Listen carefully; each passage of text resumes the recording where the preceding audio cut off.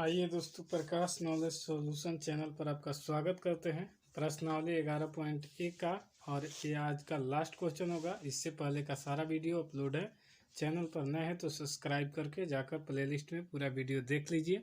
कोई भी दिक्कत हो तो कमेंट कीजिए, पसंद आए तो लाइक कीजिए। चलिए क्वेश्चन नंबर 7 को देखते हैं। कह रहा है कि एक समकोण त्रिभुज की रचना कीजिए। समकोण त्रिभुज जिसका एक भुजा यानी 90 डिग्री यानी 90 डिग्री का होना चाहिए, जिसकी भुजाएं कर्ण के अतिरिक्त यानी कर्ण को नहीं लेना है। फिर कह रहा है 4 सेंटीमीटर, तो 4 सेंटीमीटर लेना है लेकिन कर्ण को नहीं लेना है। तथा सबसे बड़ी भुजा को कर्ण कहते हैं। 3 सेंटीमीटर लंबाई की हो। फिर एक अन्य त्रिभुज की रचना कीजिए जिसकी भुजाएं दिए हुए त्रिभुज के संगत भुजाओं के 5/3 गुनी हो। तो आपको बता दें कि 3 सेंटीमीटर लंबाई है और कर्ण नहीं लेना है 4 सेंटीमीटर, तो हमें आधार को ही लेना होगा। एकमात्र ऑप्शन बच जाएगा जिसकी त्रिभुज के, और उसको बांटना कितना में, 5/3 गुनी में। तो आइए पहले इसका चित्र का निर्माण कर लेते हैं। पहले हम स्केल के माध्यम से 4 सेंटीमीटर का यहाँ से एक खींच लेंगे चाप, और ये आधार होगा, इसमें दिया गया है। तो इसको 4 सेंटीमीटर हम आधार को मानकर एक ये BC दे देंगे। इसका नामकरण B और इसका नाम C दे देंगे। और बोला है कि समकोण त्रिभुज, तो समकोण त्रिभुज को हमेशा कहा जाता है 90 डिग्री एक भुजा होना चाहिए। तो आइए यहाँ पर समकोण त्रिभुज का निर्माण करने के लिए एक चाप का निर्माण करेंगे।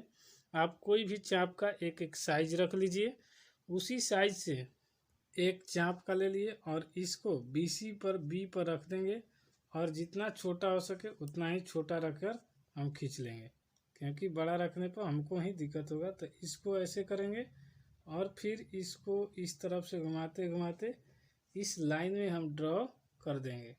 तो आपको इस लाइन में ड्रॉ करने के लिए यहाँ से इस लाइन में ड्रॉ कर दिए, आपको ठीक से दिखाई दिया, इस लाइन से मिला दिए।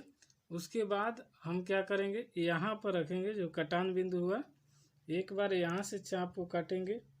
फिर एक यहीं चाप से जो कटान बिंदु हुआ यहाँ से अब एक इस तरफ चाप काट लेंगे, और फिर एक इसी बिंदु से ऊपर की ओर चाप को हम काट लेंगे। फिर उसके बाद अब जो कटान बिंदु दूसरा हुआ उससे हम एक बार चाप को, अब ये दूसरा चाप यहाँ पर कटा है तो इसको इस तरफ काटेंगे और ये कटान बिंदु मिल जाएगा। इस कटान बिंदु से हम B बिंदु को मिला देंगे, तो हमें एक समकोण त्रिभुज यानी 90 डिग्री का निर्माण हो जाएगा, जिसे हम समकोण त्रिभुज कहते हैं। और सबसे बड़ी भुजा को कर्ण कहा जाता है। ये हमें 90 डिग्री का मिल गया, यहाँ पर 90 डिग्री लिख लेंगे और ये 4 सेंटीमीटर हो जाएगा। लेकिन कहा है कि लंब हमें 3 सेंटीमीटर का चाहिए, तो यहाँ पर प्रकार या अपने से देख लीजिए, यहाँ पर 3 पर रखे और ये 1 पर, तो यहाँ पर रखकर आप काट सकते हैं। यहाँ पर रखे और इसको बढ़ाकर यहाँ 1 आ रहा तो इसको काट देंगे, और यहाँ पर कट जाएगा जो, यही कटान बिंदु से हम मिला देंगे तो हमें A का निर्माण हो जाएगा। तो यहाँ से मिलाएंगे, C पर रख देंगे, और फिर जो कटा है 3 सेंटीमीटर पर, यहाँ से C को हम मिला देंगे। अब जो C का मिला दिए, हमें यहाँ से एक समकोण त्रिभुज का निर्माण हो गया। और समकोण त्रिभुज का यही कहलाता है समकोण त्रिभुज, और ये हमेशा 90 डिग्री होता है, ये लंब होता है और ये आधार और एक कर्ण। सबसे बड़ी भुजा को कर्ण कहते हैं और ये 90 डिग्री के सामने भुजा होता है। इसके बाद हम देख लेंगे कि यहाँ पर इसको 5/3 के अनुपात में बांटना है। तो पहले स्केल से हम यहाँ पर एक 5 सेंटीमीटर खींच लेंगे यहाँ पर, तो स्केल से मिला देंगे 5 सेंटीमीटर यहाँ पर। फिर उसके बाद इस बिंदु को चिन्हित कर देंगे ताकि हमें आसानी से बनाने में हो जाएगा। इस लाइन पर थोड़ा सा ये बड़ा रहेगा तो कोई दिक्कत नहीं होगा। अब इसका हम नामकरण कर देते हैं, तो नाम इसको X रेखा मान लेते हैं। ये हो जाएगा B1, B2, B3, B4, B5, यानी B1, B2, B3, B4, B5 हो जाएगा। और कहा है कि 5/3 अनुपात में बांटता है, तो ये 5 का है और ये 3 का है। तो पहले 3 वाला को यहाँ से हम स्केल के माध्यम से मिला देंगे, तो हमें निकल जाएगा कि हम 5 वाला कैसे निकालेंगे। तो आइए पहले 3 वाला को मिला देते हैं। हम इस सी रेखा से B3 को मिलाते हैं सी से, ये मिला दिए और ये हमारा हो गया। फिर उसी प्रकार से जानते हैं आप कि ये बी से थोड़ा सा बड़ होना चाहिए और इसे स्केल प्रकार से हम काट लेंगे। तो ये काट लिए। फिर एक बार हम यहाँ पर B5 पर रखकर इस तरफ काट लेंगे और इस लाइन को इसमें कटाना जरूरी है। और इस प्रकार से रखकर ये दूरी नाप लेंगे। नाप लेने के बाद जो ये दूरी मिलेगा यहाँ से कम बेसी होगा तो नहीं कटेगा, इसलिए दूरी बराबर है दोनों के बीच में होना चाहिए, इस रेखा के B1 वाला और C1 वाला के बीच वाला। तो इस प्रकार ये नाप लिए हम। नापने के बाद यहाँ रखकर प्रकार को और इसको काटेंगे तो जो कटान बिंदु होगा ये कटान बिंदु से B5 को मिलाएंगे और जो मिलेगा उसी को इसको मिला के एक सीधी रेखा हम आगे की ओर बढ़ा देंगे। और इस रेखा को मिलने के बाद जो मिलेगा यहाँ से हम इस रेखा को थोड़ा सा आगे बढ़ाएंगे और ये कटान बिंदु से आगे मिल जाएगा। जो मिला इसका नामकरण हम कर देंगे तो ये हो जाएगा D। यहाँ पर जो कटा वो बिंदु का नाम हो जाएगा D को मिलाने के बाद हम फिर यहाँ से C से एक प्रकार को खींचेंगे और एक खींच लेने के बाद फिर उसी प्रोसेस से D से हम एक प्रकार को खींचेंगे और जो ये कटान बिंदु होगा इस चाप को दूरी, अब इसको ये दूरी को नाप लेंगे और जो ये दूरी होगा और इस दूरी को यहाँ पर रख के जो कटान है उसे काट लेंगे और काटने के बाद ये D वाला बिंदु से हम ऊपर की ओर मिला देंगे। तो इस बिंदु को हम अब ऐसे पकड़ेंगे और ऊपर की ओर बढ़ाते बढ़ाते लेकर चल जाएंगे। अब यहाँ से जो होगा इस B वाले को थोड़ा सा ऊपर बढ़ाएंगे ताकि एक कटान बिंदु मिल जाए और जो कटान मिला इसे ही हम इसका नामकरण E रख लेते हैं। इस बिंदु का E रख दिए। यही आपका रचना हो गया। अब इसका हम आइए रचना का प्रकार यहाँ पर लिख दे रहे हैं आपको। आइए हम इसका रचना का प्रकार देख रहे हैं। एक बच्चा कब से कह रहा है सॉरी कि आवाज़ नहीं आ रहा, थोड़ा तेज बोलिए, ठीक है।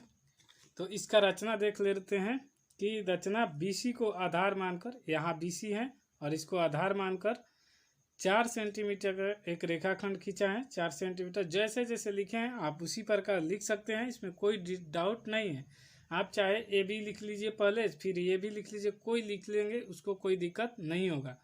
उसके बाद एक रेखाखंड खींचा है, B पर 90 डिग्री का यह कोण बनाया गया है, आपको देखे हैं। फिर उसके बाद B से A की दूरी, यहाँ से A की दूरी 3 सेंटीमीटर है। फिर उसके बाद कहा गया कि A को C से मिला दिए हैं, यहाँ से ये, और इसी को कर्ण कहते हैं, मिलाया गया है। B से BX नीचे की ओर एक रेखाखंड खींचा गया है, यहाँ पर देख लीजिए BX यहाँ तक है, दिखाई दे रहा है यहाँ पर। उसके बाद कहा गया है कि रेखाखंड खींचा जिसे कोण CBX न्यून कोण, यानी है B वाला न्यून कोण होगा इस तरफ से, यहाँ पर इस लंब है तो ये 90 डिग्री होगा। उसके बाद B से BX तक 5 बराबर दूरी वाले चाप खींचा है, यानी चाप है B1 B2 B3 B4 B4 5, इनके बीच में जो दूरी है ये बराबर है।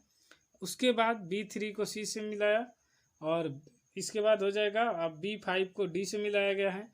उसी प्रकार और लिखना है तो B3 सम C और समांतर है B5 D के। आगे भी आपको लिखने का मन है तो लिख सकते हैं DE समांतर है AC के, जितना D वैसे ही खींचा गया है। D को E से मिलाया, A को C से मिलाया, ये बहुत चीज़ लिख सकते हैं। आपका इतना पर भी नंबर कुछ नहीं कटने वाला है। और याद रखें कि एग्जाम में हमें कट पेंसिल का ही यूज करना है। आइए इसका औचित्य अब देख लेते हैं। DE समांतर AC, यहाँ पर अभी फिगर में देख लीजिए DE समांतर है AC के, ये वाला D है और E है और यहाँ पर AC है। उसके बाद त्रिभुज ABD यानी ABD यहाँ से, उसके बाद हो जाएगा सर्वांगसम ABC सर्वांगसम होगा त्रिभुज AB और D के, ABC होगा यहाँ पर।